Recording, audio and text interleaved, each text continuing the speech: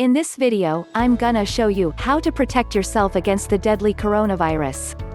If you're new to the channel, make sure you hit that subscribe and the bell button to get notified every time I post a new video every day, and you're also like and share to your loved ones. Let's dive in with our Ramesler health benefits, provides the good benefits to our health. Hello, everyone. Ramesler is here from RameslerHealthBenefits.com. How to protect yourself against the deadly coronavirus. CNN, what started as a mystery virus last month in Wuhan, China, has now killed more than 24 people and infected hundreds more around the world. In the US, the first cases of Wuhan coronavirus were confirmed this week, a man in his 30s who is under observation in Washington state and a Chicago woman in her 60s, stoking fears of an outbreak in this country, though health officials say the risk for Massachusetts residents getting the virus is low. So what are officials doing in the US, and how can you minimize your risk?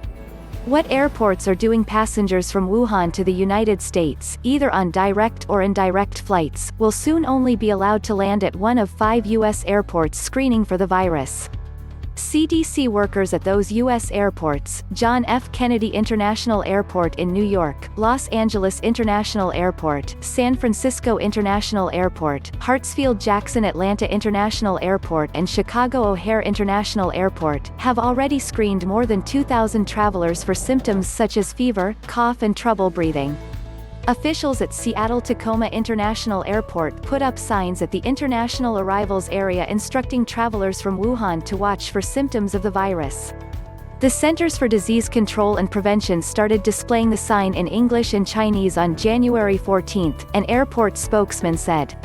But these airport screenings might not catch everyone infected. That's because the incubation period can last a week, meaning it can take a week after getting infected before showing any symptoms. What the CDC is doing. The CDC raised its travel warning for Wuhan from level 2 to level 3, the highest possible level. CDC recommends that travelers avoid all non-essential travel to Wuhan, China, the agency said Thursday. The announcement came after Chinese officials scheduled a public transportation lockdown for the city's buses, ferries and subways.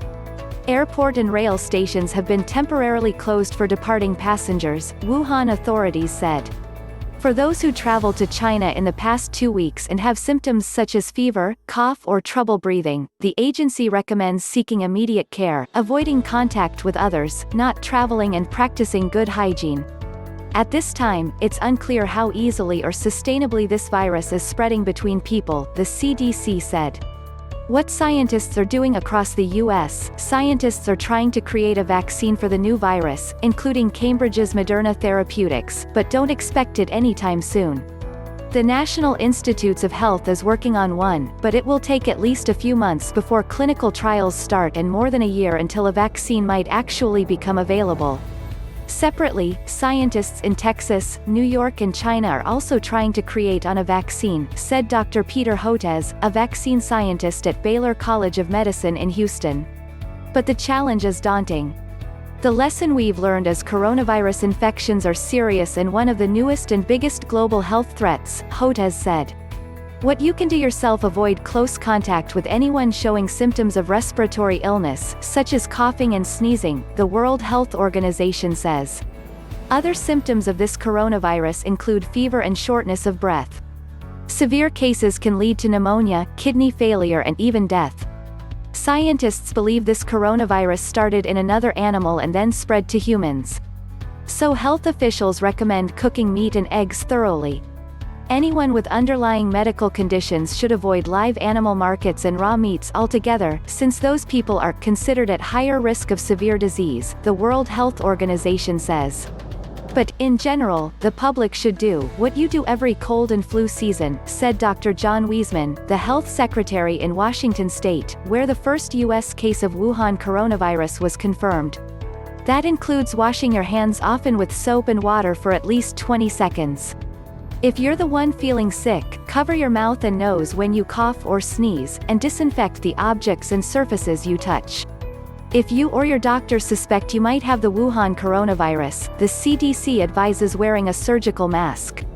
What to do if you're planning to go to China? This virus is spreading at the worst possible time of the year, when millions of people are traveling to or within China for Lunar New Year celebrations. Chinese New Year starts Saturday, but festivities can last for 2 weeks and often include family rituals that are supposed to ensure a successful year.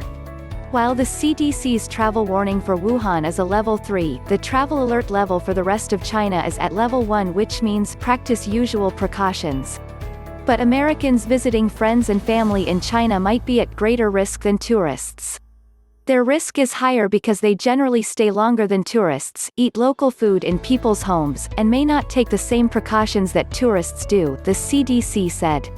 Before traveling, the CDC recommends visiting a health care provider to make sure you have all necessary vaccinations and travel medication. Americans should also monitor for warnings and alerts from the U.S. State Department and register trips with the U.S. Embassy or consulate.